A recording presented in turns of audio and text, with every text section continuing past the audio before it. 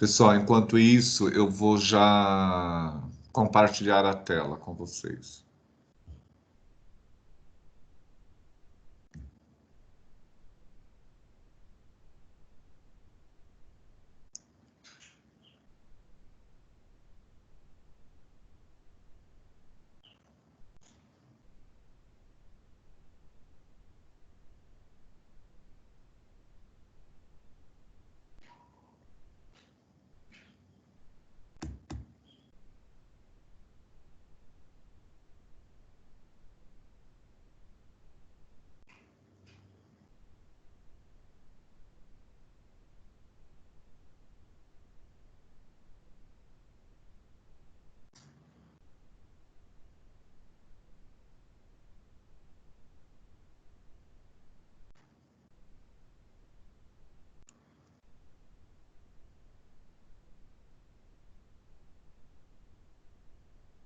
O tema da nossa aula de hoje é a história da saúde pública no Brasil.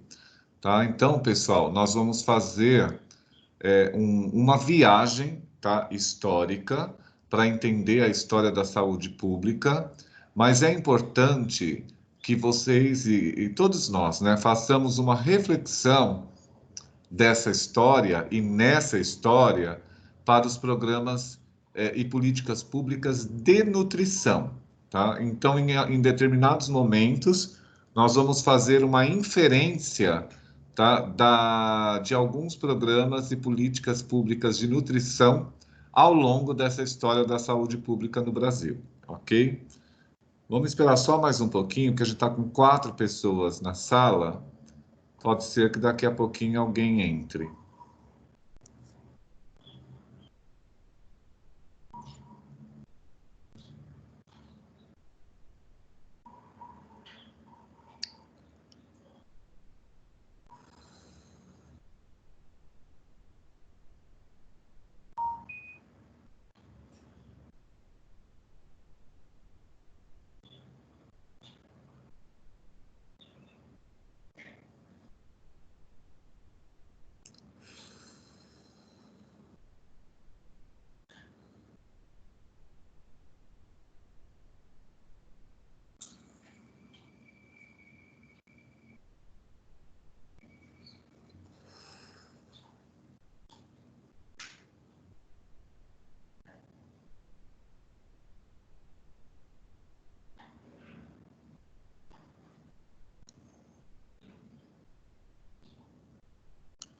Nayara,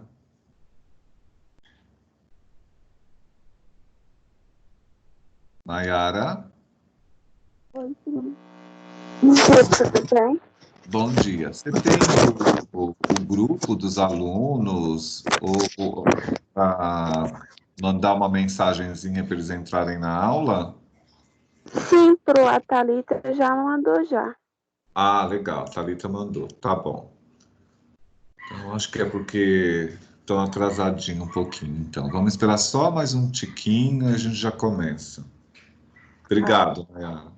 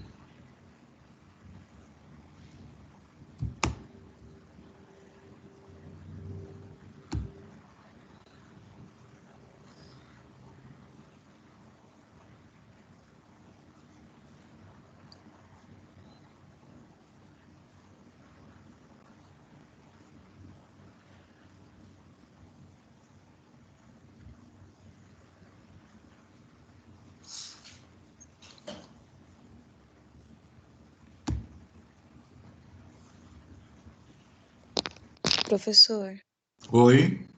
tem alunas pedindo para o senhor aceitar. Aqui tudo que apareceu para mim eu já aceitei. Tá. Deixa eu ver aqui. Tudo que tem aqui eu já aceitei. Quem estiver mandando, eu tô aceitando. Ok. A gente já está com 7 pessoas. Tá bom.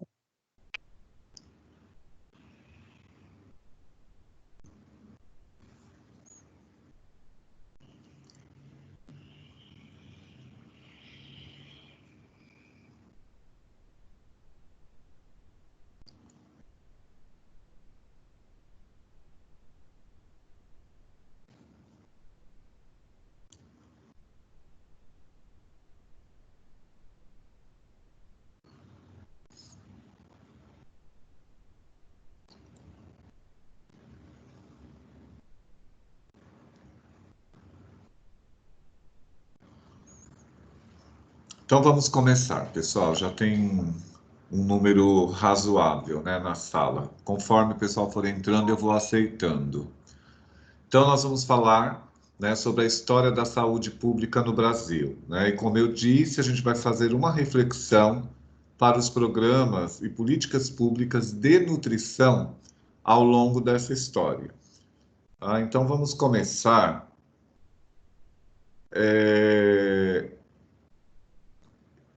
Eu não sei, mas eu não sei se vocês imaginam aí quando que o Sistema Único de Saúde surgiu, né? Então, o SUS, na verdade, ele era o acesso à saúde antes dele, ou como era o país antes dos planos de saúde particulares. Então, vamos imaginar como era isso.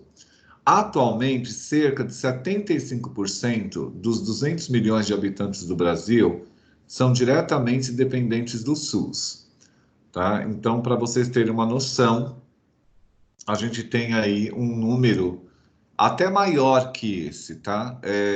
Que depende do Sistema Único de Saúde. E em determinados momentos, né, da história, os programas de nutrição, eles não faziam parte do SUS, né? E como a gente tinha o país que era subdesenvolvido, né? Um país de terceiro mundo. Hoje não, hoje o nosso país ele está em desenvolvimento. Então o nosso país ele não é mais de terceiro mundo e nem subdesenvolvido, né? Ele está em desenvolvimento.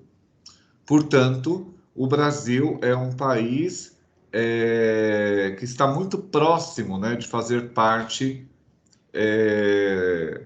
do Pacto Global, né, dentro de país primeiro-mundista, porque nesse momento o Brasil ele é emergente. Então, na atualidade, os programas e políticas de nutrição fazem parte do Sistema Único de Saúde também, tá? Mas no início do surgimento do Sistema Único de Saúde, não era parte desse sistema as políticas públicas voltadas aos programas de nutrição. E o Brasil, ele apresentava, obviamente, muita miséria, né? Fome, né? Aqui, né? No país.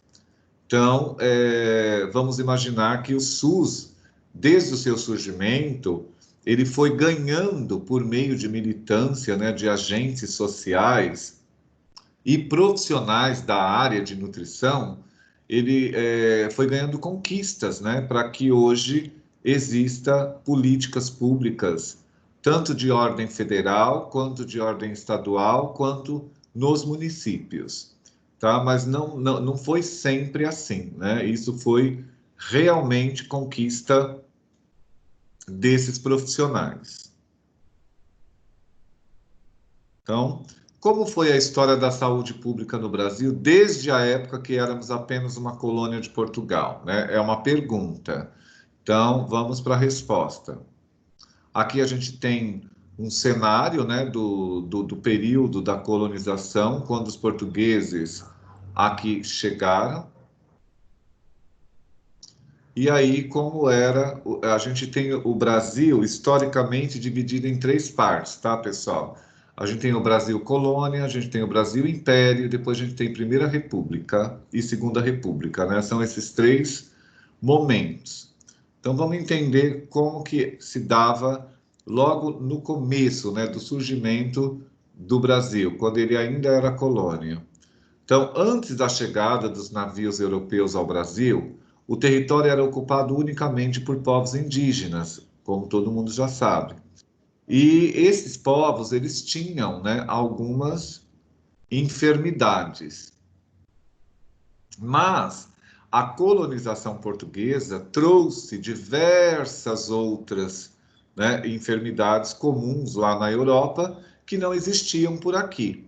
Então, junto com os portugueses, muitas doenças, né, chegaram aqui no Brasil. E isso causou um grande problema de saúde entre a população, já que os nativos não tinham imunidade para combater determinadas enfermidades, né? E como consequência disso, milhares deles morreram, infelizmente, né? Então, nessa época, a preocupação com o desenvolvimento da área da saúde no Brasil era praticamente nula. Não havia infraestrutura e quem precisava buscar auxílio geralmente recorria aos pajés, aos curandeiros, ou boticários, né, que viajavam de maneira informal e sem qualquer planejamento público. Então, havia uma ausência completa, né, de políticas públicas e programas de saúde. Aí depois, quando chega no período de Império, né, com a chegada da família real portuguesa e de sua corte em 1808, quando estavam tentando escapar da tropa de Napoleão Bonaparte, o Brasil começou a receber mais investimento em infraestrutura. Olha só que interessante. Uma das primeiras medidas foi a criação dos cursos universitários de medicina, cirurgia e química. Então, profissionais começaram a se graduar aqui no Brasil, substituindo médicos estrangeiros, né? Porque até então só os médicos estrangeiros é que atuavam aqui. Então, a Escola de Cirurgia do Rio de Janeiro e o Colégio Médico Cirúrgico no Real Hospital Militar de Salvador foram os pioneiros no período. É importante, pessoal, não esquecer, né, desses primeiros construtos, né, na área de saúde. Então, a gente tem como pioneiro, né, a Escola de Cirurgia do Rio de Janeiro e o Colégio Médico Cirúrgico no Real Hospital Militar de Salvador. Foram os primeiros, né, no período de Império.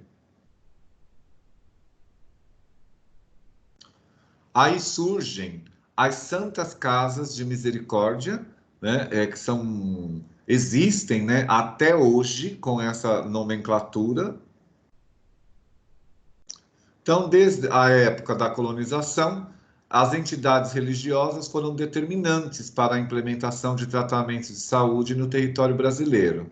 E por incrível que pareça, pessoal, ainda são, tá? A gente tem aí muitas políticas públicas, principalmente na área da nutrição, que surgiram com a militância do povo, né, e do clero, né, da Igreja Católica e depois, mais para frente, da Igreja Protestante.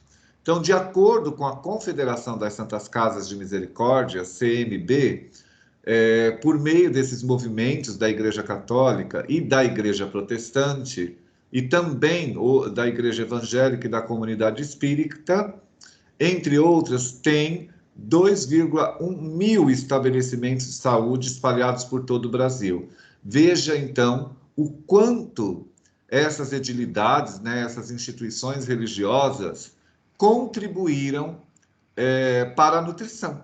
Tá? E é importante isso, porque todas as políticas públicas e programas na área da alimentação e da saúde, de uma forma geral, vêm por meio da militância, né, dessas religiões, eu diria, né? Então, durante décadas, as Santas Casas de Misericórdia foram a única opção para pessoas que não tinham condições financeiras de pagar por médicos particulares, fundadas por religiosos e mantidas por meio de caridade e filantropia. E elas funcionam assim até hoje, tá? Elas são instituições filantrópicas, tá? Todas as Santa Casas. Hoje, elas funcionam também com subvenção do governo, né? Não só por meio de doações ou pela própria igreja, mas também por subvenção governamental. E, inclusive, existe repasses, né, financeiros da Organização Mundial de Saúde, né, e demais organismos multilaterais, né, pensando nesse mundo globalizado. Infelizmente, muitas dessas subvenções, né, desses recursos que são repassados para as Santas Casas de Misericórdia, são desviados, às vezes pelos próprios administradores, né, de cada uma delas, e às vezes esses recursos acabam nem chegando, né, a elas, o que é muito triste. Aí a gente tem o período onde o Brasil ganhou independência, né, já não obedecia mais os princípios da corte portuguesa. Então, em 1822, Dom Pedro II declarou a independência do Brasil, como todo mundo já conhece, e como imperador, ele transformou escolas em faculdades, fundou órgãos para fiscalizar a higiene pública, e especialmente na capital da época, que era o Rio de Janeiro, ele promoveu diversas mudanças para higienizar o centro urbano, né? Porque era tudo muito sujo, né? Então, durante esse período, a vacina contra a varíola foi instaurada para todas as crianças, houve a criação do Instituto Vacínico do Império e medidas foram tomadas para controlar a disseminação da tuberculose, da febre amarela e da malária, tá? Esse momento da história é extremamente importante. Aí teve a revolta da vacina, né? Vocês já devem ter ouvido falar. Então, após a abolição da escravatura em 88 e a instauração da República do Brasil em 89, o país continuava sofrendo com epidemias e falta de saneamento básico. Então, os sanitaristas nacionais, com destaque para Oswaldo Cruz, começaram a buscar soluções para melhorar, né, esse cenário de epidemias. Para impedir que essas doenças se espalhassem, né, o governo destruiu casas, desalojou pessoas e tornou a vacinação obrigatória, o que ocasionou uma revolta, né, em 1904. Então, Carlos Chagas, ele sucedeu Oswaldo Cruz, né, e conseguiu avançar com menos oposição popular. Então, vejam que naquela época as medidas, né, para a saúde, para evitar epidemias, as políticas públicas, né, e as intervenções por parte do poder eram bem radicais, né? E comparando ao que nós temos hoje, né, a gente percebe que os governantes estão até que bem tranquilos, né, diante dessa pandemia que nós estamos vivendo, né? E por conta dessa tranquilidade toda, né, a gente percebe que muitas pessoas não estão respeitando, né, e não estão sentindo a gravidade do problema. Por quê, pessoal? Nesse momento, a gente vive um problema muito sério entre o respeito, né, pela quarentena e, ao mesmo tempo, a necessidade que as pessoas têm de sobreviver, né? Como é que ficam em casa se esses governantes, de repente, não suspendem, por exemplo, as contas a pagar, né? Então, as pessoas, por uma questão de sobrevivência, acabam saindo, né, buscando condições e possibilidades de colocar o alimento nas suas casas, né? Porque não há apoio necessário para que as pessoas obedeçam, né? Então a gente tem aí uma percepção muito forte de retrocesso na história, né?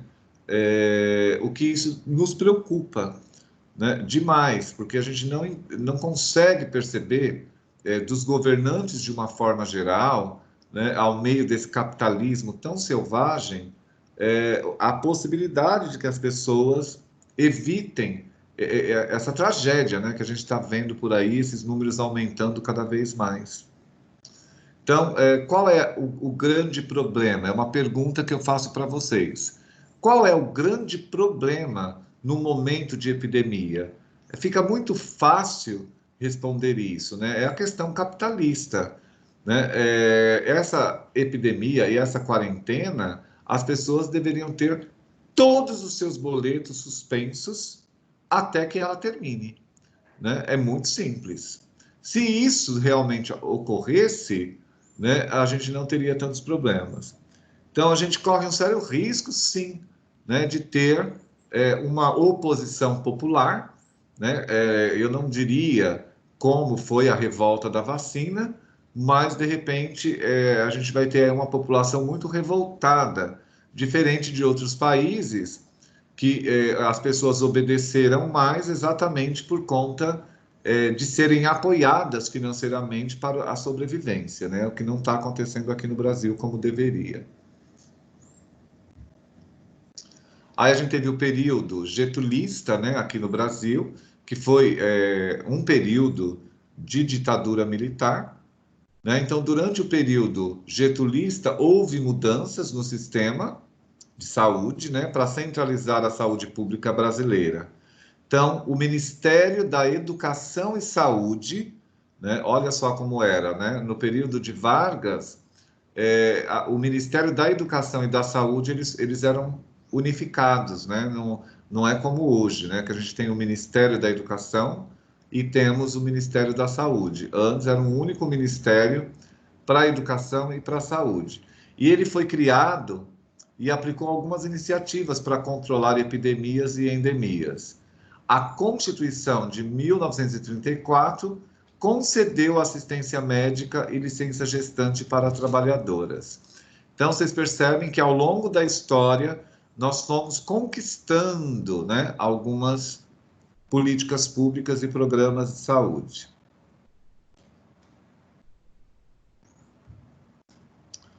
Então, o Ministério da Saúde, ele promoveu, obviamente, algumas conferências nacionais, vamos ver quais foram elas. Então, ele foi criado, né, o Ministério da Saúde foi criado em 53, com o objetivo de definir políticas públicas de saúde e melhorar o atendimento nas zonas rurais, né, nas áreas mais distantes, né, distantes das grandes metrópoles. E na época, também aconteceram as primeiras conferências sobre saúde pública no Brasil, que tiveram um papel muito importante ao levantar a discussão sobre a criação de um sistema de saúde. Olha, até aí o SUS ainda não existia, tá? Sobre a criação de um sistema de saúde para toda a população, garantindo que o acesso à saúde fosse universal. Por quê? Porque na Constituição, pessoal, já a Constituição de 34, tá? Já se apontava o direito à saúde pública, né? Gratuita, né? E isso está na Constituição também de 88, que é a nossa atual Constituição, né? Então, na verdade, todos nós aqui no Brasil teríamos que ter garantida a nossa saúde por meio do SUS, que é um programa que, quando surgiu, ele surge de uma forma extremamente inteligente, inclusive copiado pelo mundo todo. Então, vamos ver como é que foi essa saúde durante a ditadura militar. Esse período de ditadura militar, pessoal, é o período getulista mesmo, tá? De 35 a 45, todo o período onde Getúlio Vargas presidiu o Brasil, nós tivemos o período de ditadura militar. Então, vamos lá. Em 1970, apenas 1% do orçamento da União era destinado à saúde. E os cortes orçamentários resultaram na intensificação de doenças como dengue, meningite e malária. Para reverter a situação, o governo criou o Instituto Nacional de Previdência Social, o INPS, tá? Unindo todos os órgãos previdenciários que funcionavam desde 1930 e melhorando o atendimento médico. Então, além disso, foram definidos o Conselho Consultivo de Administração da Saúde Previdenciária, que é o CONASP. É importante que vocês memorizem, tá, gente, esses programas e essas políticas de saúde, esses órgãos, né? E o Conselho Nacional dos Secretários Estaduais de Saúde, o CONAS, e o Conselho Nacional dos Secretários Municipais de Saúde, que é o CONASEMS. Mais tarde, eles ajudaram na criação do SUS. Então, se de repente, numa provinha, a gente pergunta quais foram as forças, né, e as instituições que contribuíram para a criação do Sistema Único de Saúde no Brasil, vocês vão responder exatamente isso, tá? Que foi o Conselho Consultivo de Administração da Saúde Previdenciária, o CONASP, o Conselho Nacional dos Secretários Estaduais de Saúde, o CONAS, e o Conselho Nacional dos Secretários Municipais de Saúde, que é o CONASEMS. Tá? Então, esses órgãos, esses organismos que contribuíram para a criação do SUS.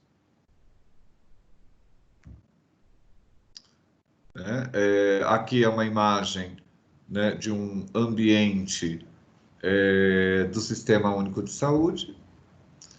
Aí vem a Constituição de 1988 e, com ela, a criação do SUS. Tá? Vamos ver. Nós precisamos, olha, passar por todo esse período histórico para ter a garantia do Sistema Único de Saúde a partir da Constituição de 1988, que é a nossa Carta Magna do país e a atual Constituição.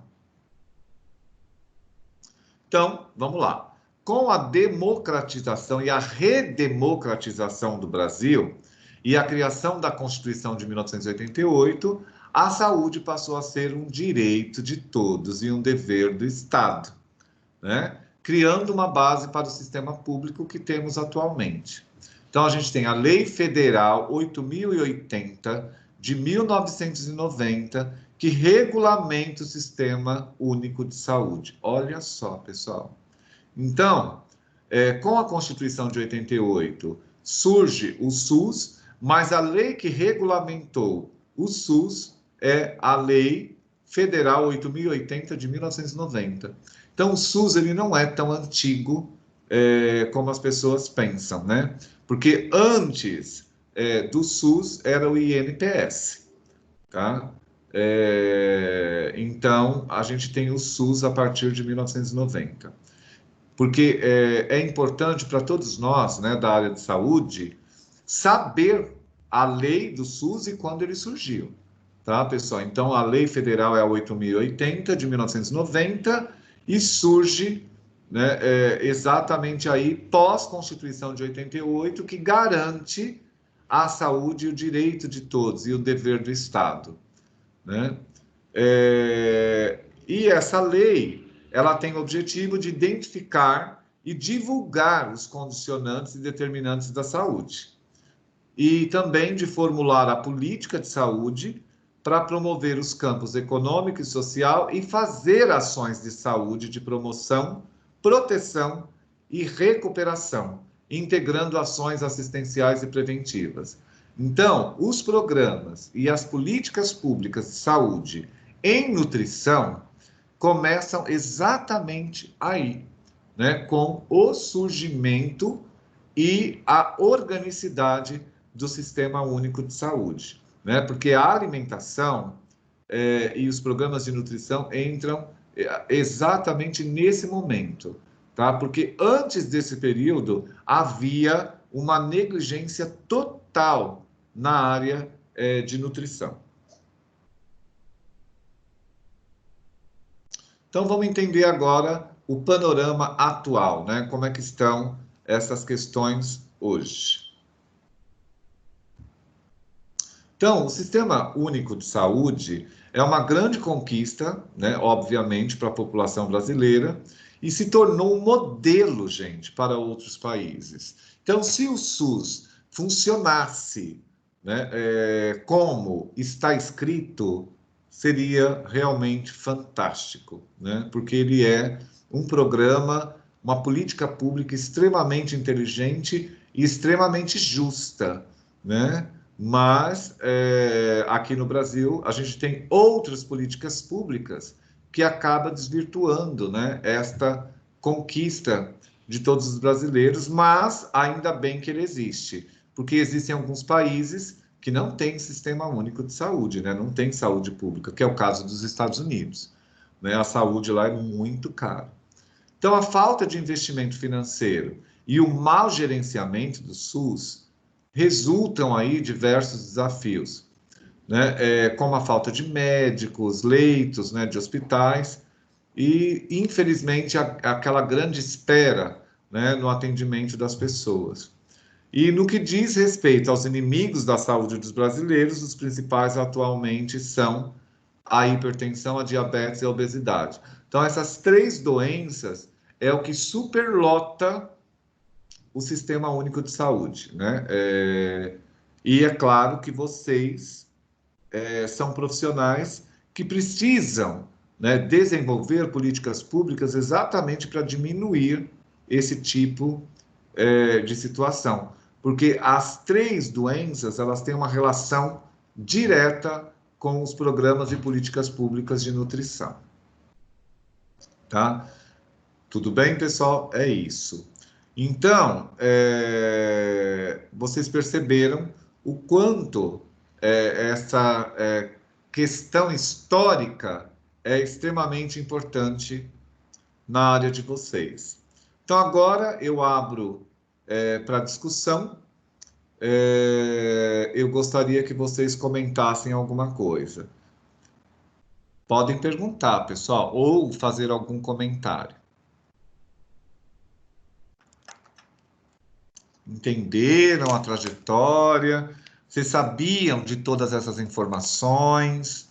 Conheciam? Sabiam quando é que surgiu o SUS? É parecido com uma matéria que a gente tem de sexta-feira, Oi? que é a formação em saúde. Não entendi, Thalita.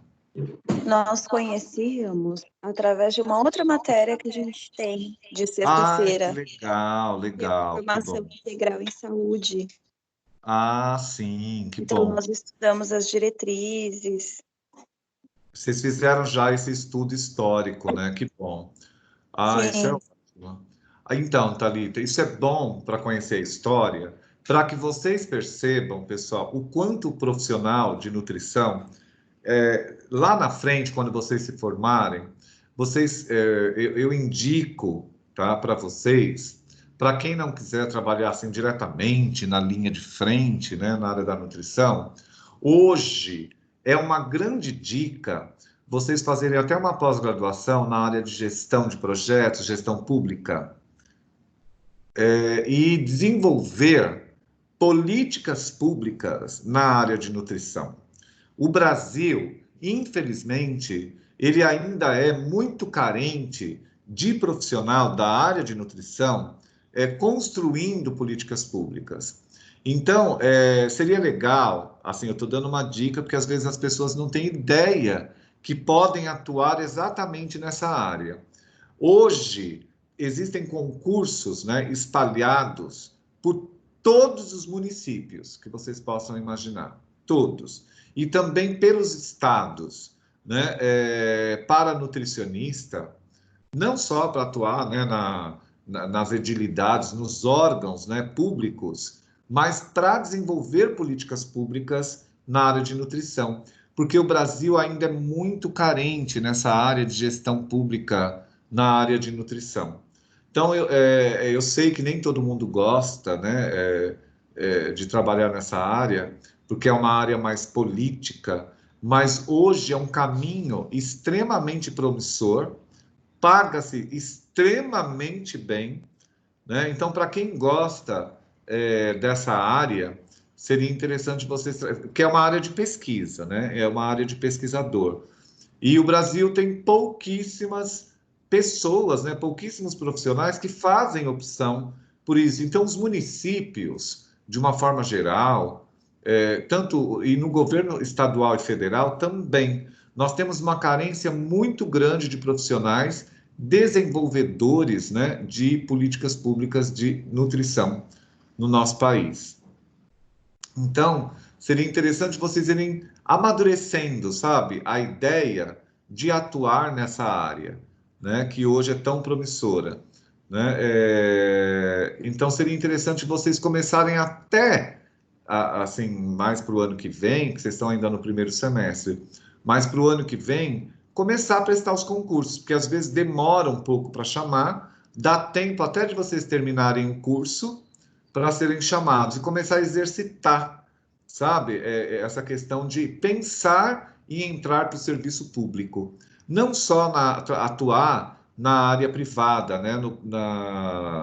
Na área de particular. Seria interessante vocês pensarem também no serviço público na área de nutrição, que o Brasil ainda é muito carente, tá? Alguém quer fazer mais alguma pergunta, fazer algum comentário?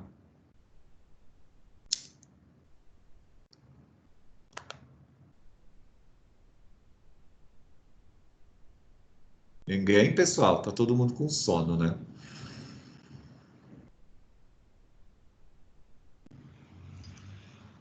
Então, pessoal, eu vou passar para vocês algumas questões. Eu gostaria. Vocês estão com papel e caneta aí pertinho? Pega aí Sim, papel. professor. Isso, pega o papel e caneta, que eu vou elaborar algumas questões para vocês, para que vocês possam dar uma estudada em cima desse material que depois eu vou mandar, tá, para vocês. Fiquem tranquilo, mando no e-mail, como eu tenho feito com os outros, e para vocês darem uma estudadinha, porque depois vem a B2 e a gente vai preparar a provinha em cima desses materiais que a gente está mandando para vocês, tá? Então, vamos lá. Deixa eu voltar aqui para a gente ir elaborando as questões.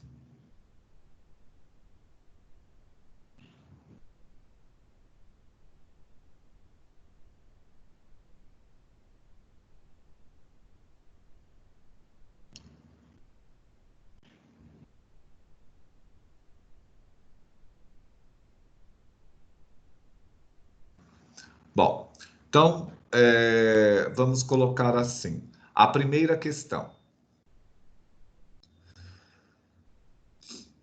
No período de descobrimento,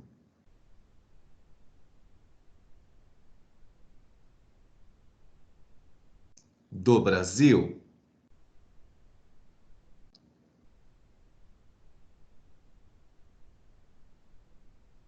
o que de fato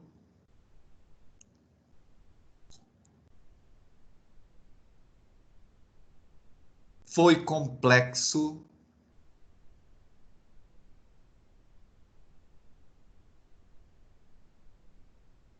na área da saúde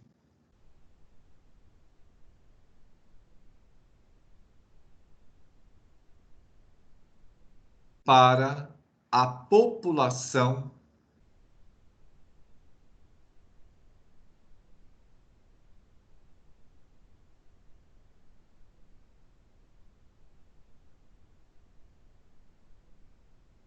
que aqui existia?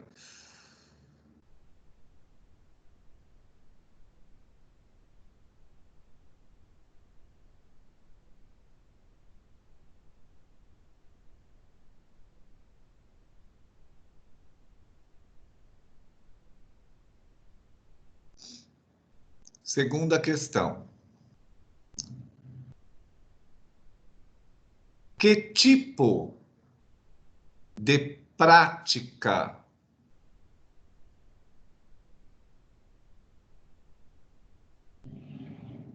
de saúde ocorria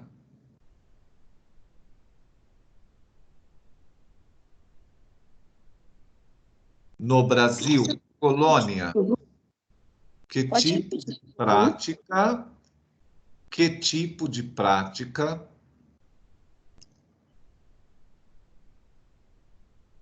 na área de saúde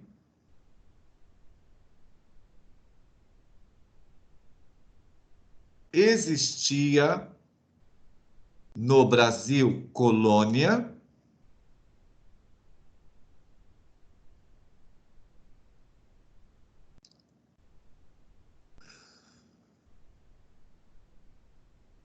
e quais eram os responsáveis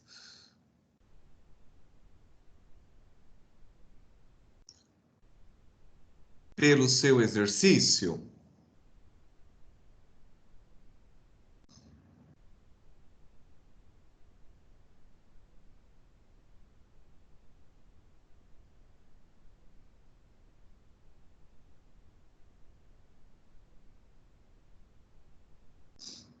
Terceira questão.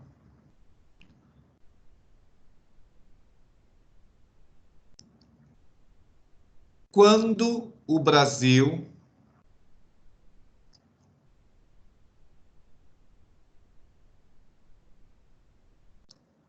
iniciou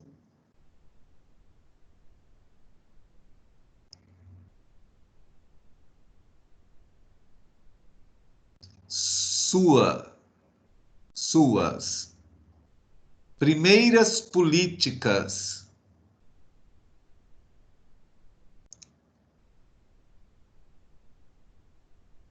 na área de saúde,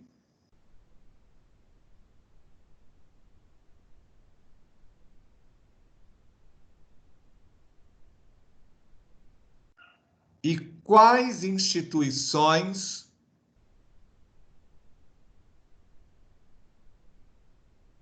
assumiram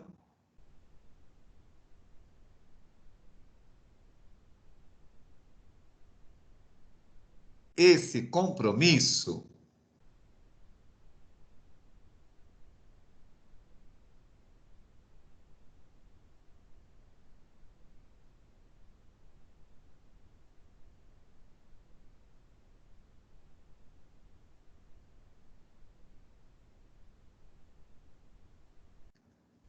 Quinta questão.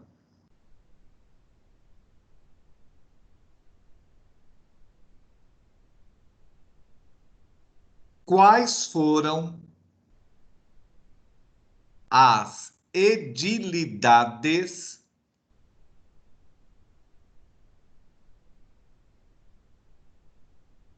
responsáveis? Edilidades ou Isso, entidades? edilidades, pessoal, são instituições, tá? Quais edilidades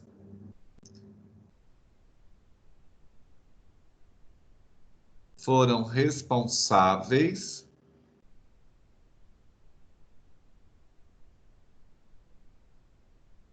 pela criação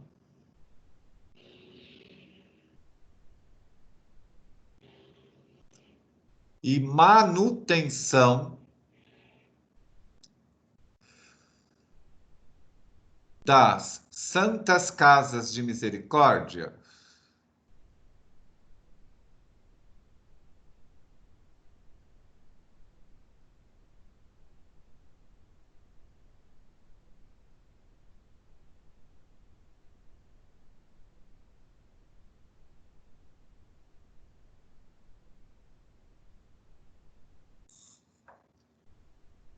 Sexta questão.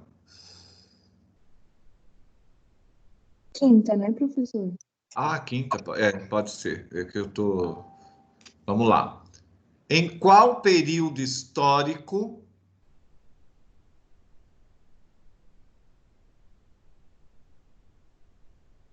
surgiram os órgãos fiscalizadores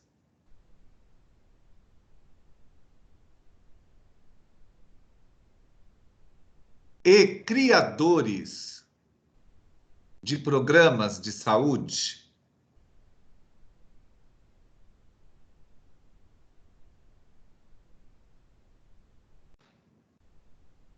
Fiscalizadores, Isso, fiscalizadores de programas de saúde.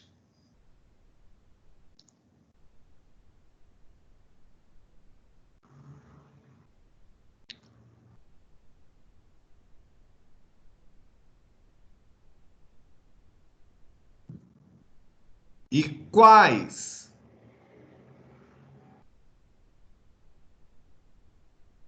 programas marcaram o Brasil?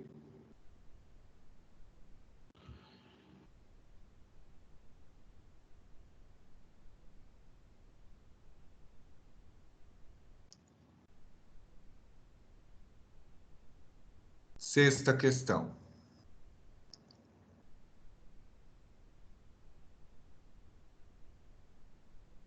Explique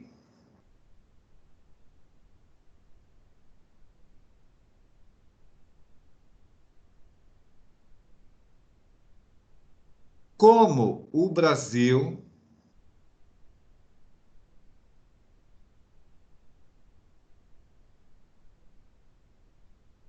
enfrentou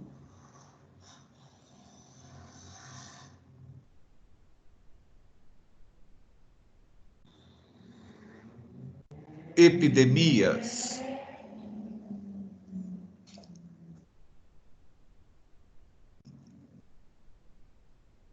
Em sua trajetória histórica?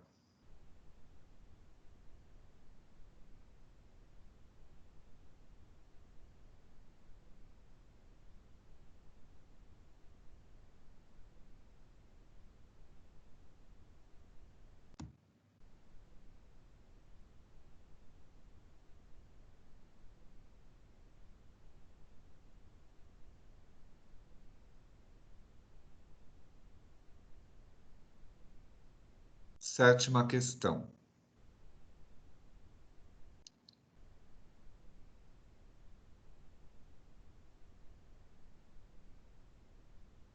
Quando surgiu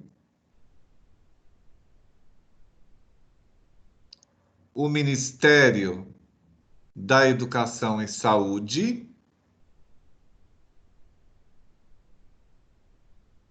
e quais foram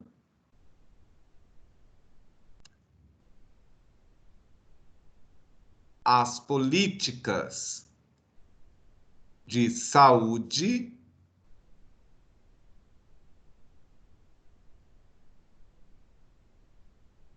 por ele criadas?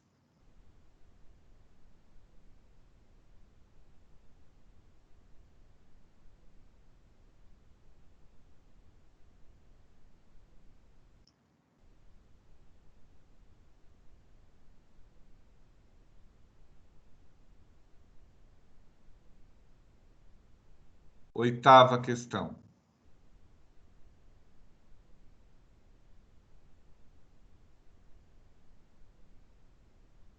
Quais foram as contribuições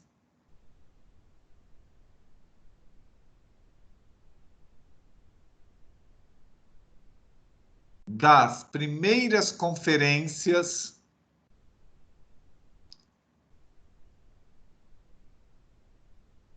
sobre saúde pública no Brasil?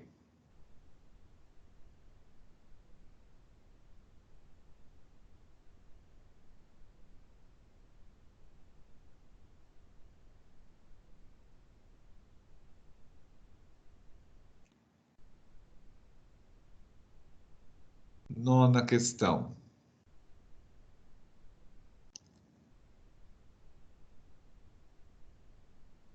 Quais foram os órgãos de saúde criados no período de ditadura militar no Brasil?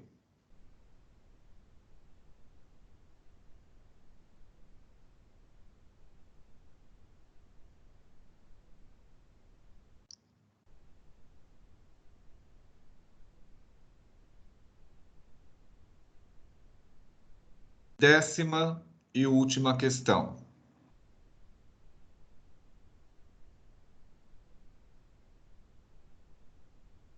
Quando e como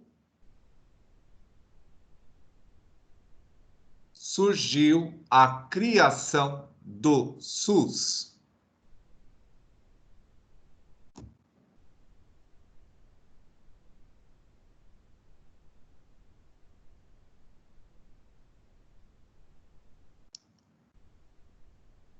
Então, pessoal, estas questões é legal vocês responderem, tá? Para facilitar o estudo para a provinha do segundo bimestre, tá? Então, para o segundo bimestre, nós vamos começar com o material da aula passada, né? E esse material e os que vierem daqui para frente, tá?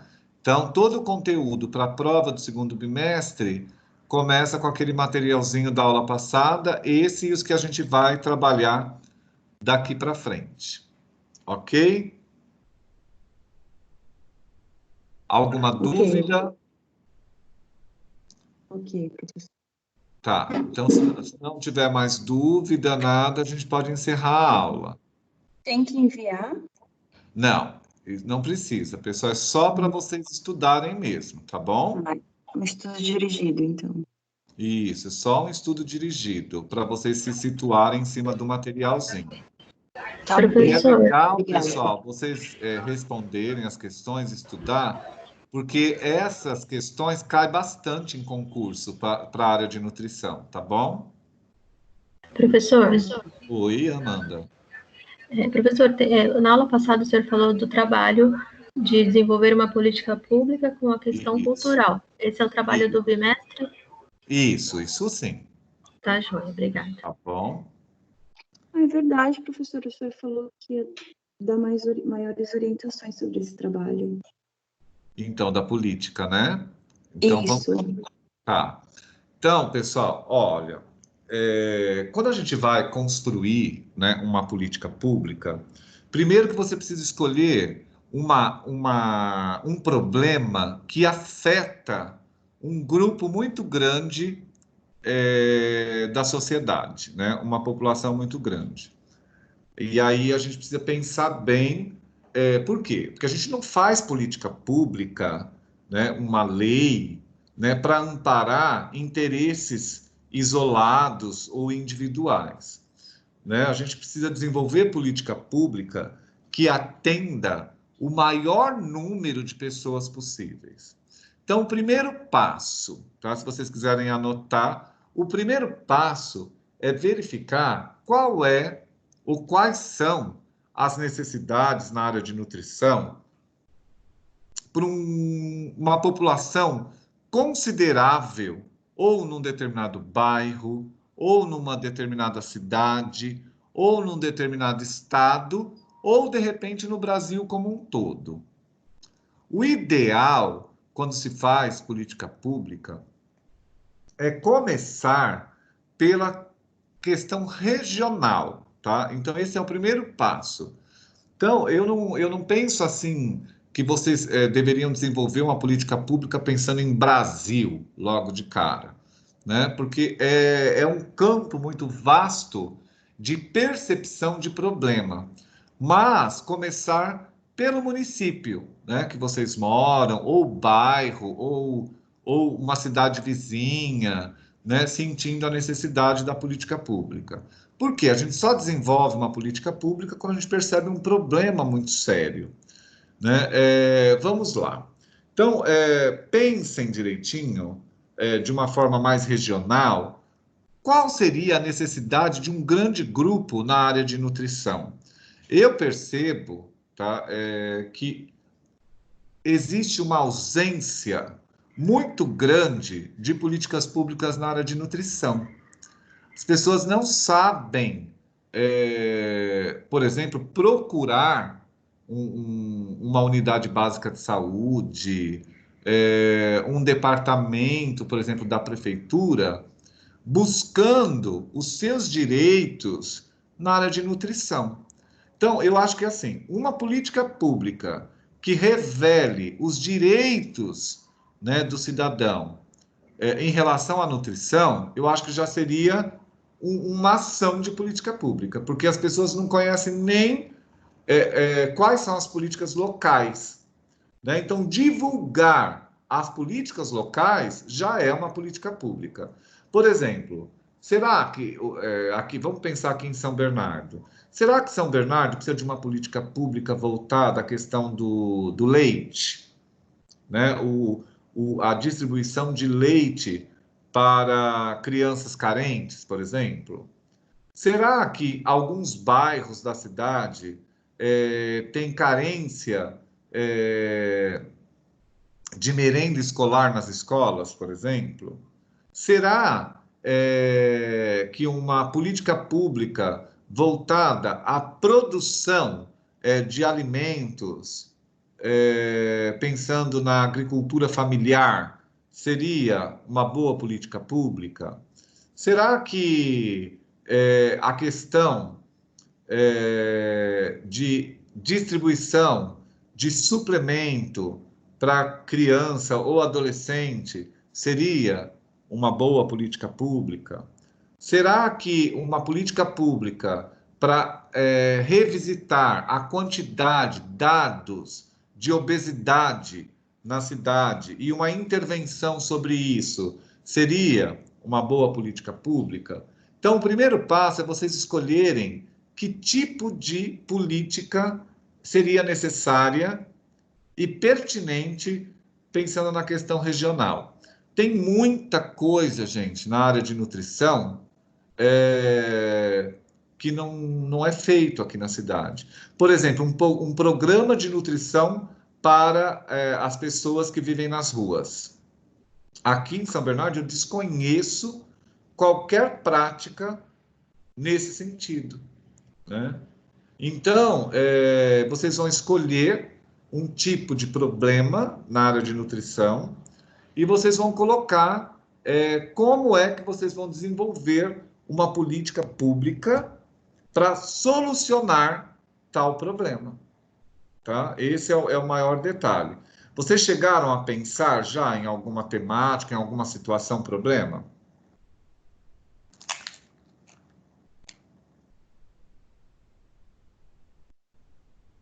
Eu pensei, inclusive, para mães chefes de família que são sozinhas. Aí, que maravilha, tá vendo? Então, é nesse sentido, pessoal. Vocês precisam começar a pensar. Aí vocês vão colocar as ações, quais são as pessoas que vão atuar, que tipo de parceria, né, vocês vão fazer, será que com as ONGs, com a prefeitura, vocês vão receber recursos da promoção social do Estado, do governo federal, que tipo de projeto vocês precisam desenvolver, né, para poder bancar essa política pública. Então, vocês vão precisar fazer uma pesquisazinha, né, de como estabelecer, de onde vêm as verbas, quem que vai, para onde vai o projeto. Então, vocês vão perceber que o projeto ele precisa passar primeiro pela prefeitura da cidade, né? Ali, a prefeitura vai ser a mediadora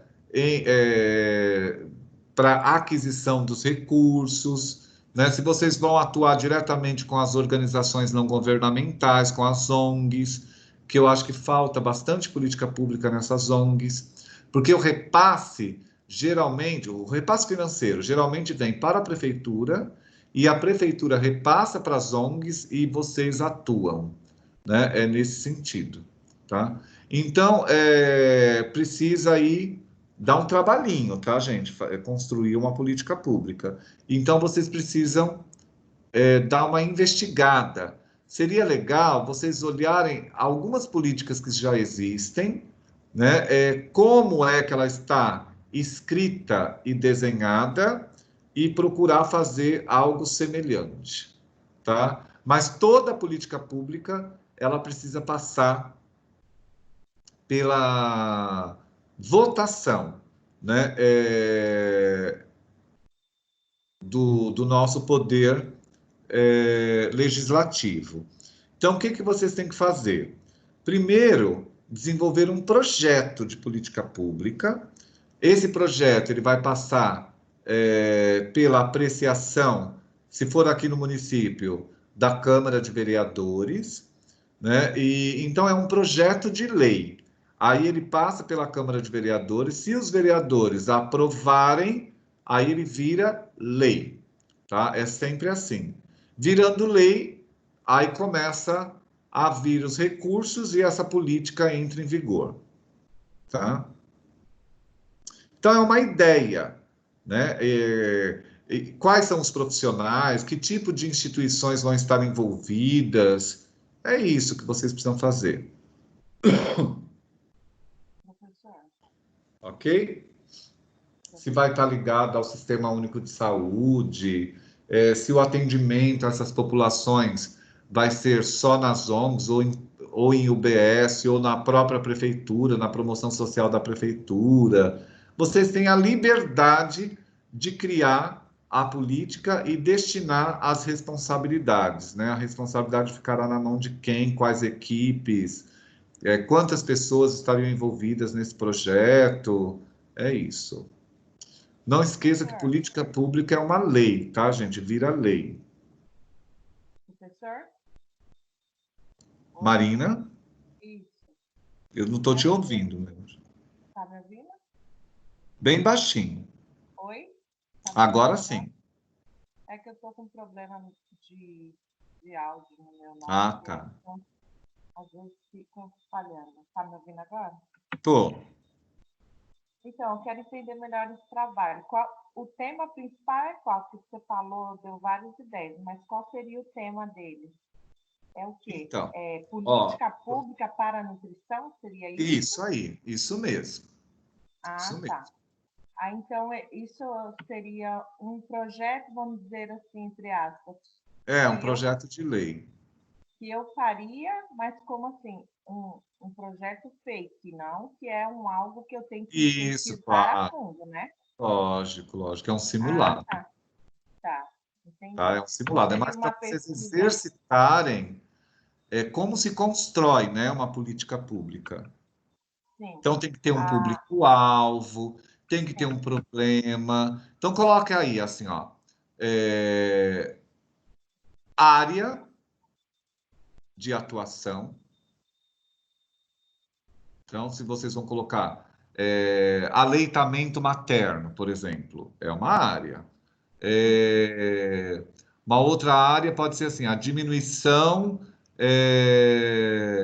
da fome nos bairros com a distribuição de cesta básica. De repente, é uma outra política.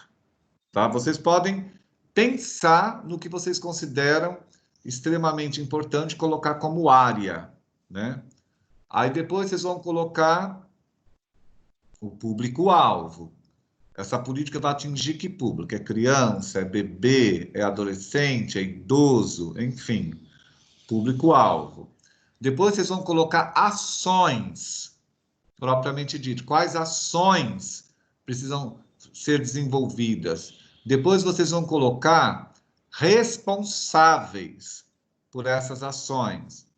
Depois vocês vão colocar subvenções. Subvenção são verbas. De onde vem esse dinheiro? Vocês querem que esse dinheiro venha da OMS? Vocês querem que esse dinheiro venha do BIRD, do Banco Mundial? Vocês querem que esse dinheiro venha da promoção social do Estado? Vocês querem que esse dinheiro venha do Ministério da Saúde? Então, seria legal pedir dinheiro para todo mundo, tá? Para que a política seja sólida, né? Aí depois vocês vão colocar uma política que dura uma vida toda ou é uma política temporária? né, que dura só um determinado tipo de tempo, né?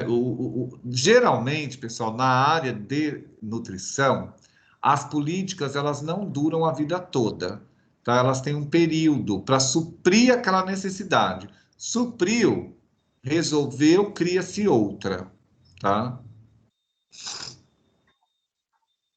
É isso, tá? Uma coisa simples, tá? Não precisa fazer nada muito complexo. É claro que na prática verdadeira é bem complexo construir uma política pública, mas o trabalhinho que vocês vão fazer é só uma ideia, tá?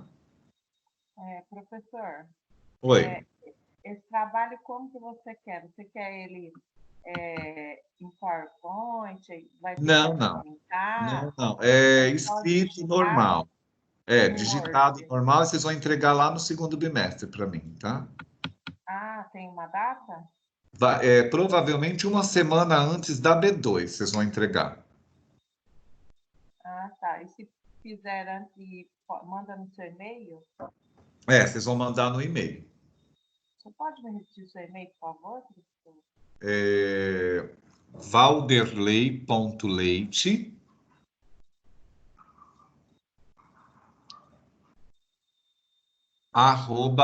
@ayanguera.com.